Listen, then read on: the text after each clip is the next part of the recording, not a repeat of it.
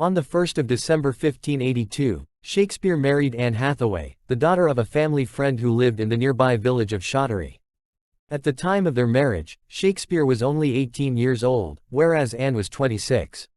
Little is known about their courtship, though some scholars have drawn links between Shakespeare's biography and his first published poem, Venus and Adonis, which features an experienced woman seducing a man. Shakespeare may have initially viewed the marriage as advantageous.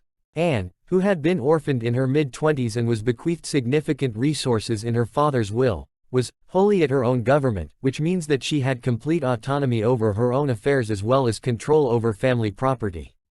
Despite the lack of concrete evidence regarding their courtship, however, the conditions leading to their wedding seem much clearer. It is highly probable that the couple were rushed into marriage because Anne was pregnant. This speculation appears to be confirmed by a baptismal record for their first child, Susanna, who was born just 6 months after their wedding. 3 years later Anne gave birth to the twins Hamnet and Judith. After that, the Shakespeares would not have any more children.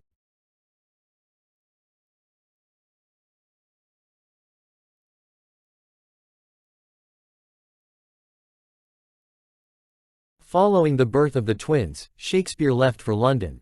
He spent the bulk of his life there, away from his family.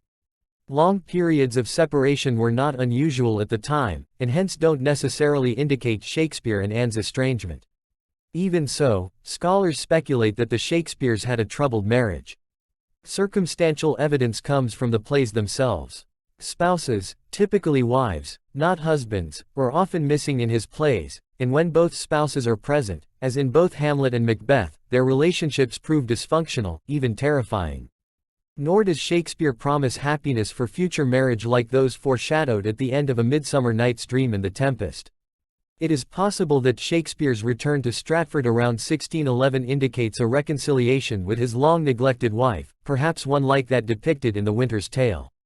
Complicating this theory of reconciliation is the fact that Shakespeare's will leaves Anne but one bequest, his second-best bed, that is, the marriage bed.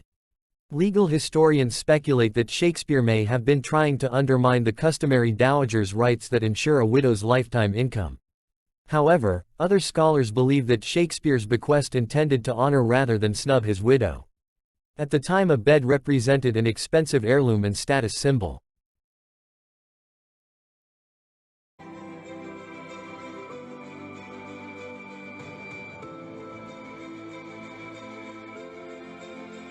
Thank you for watching. Please like and subscribe to our channel for more updates.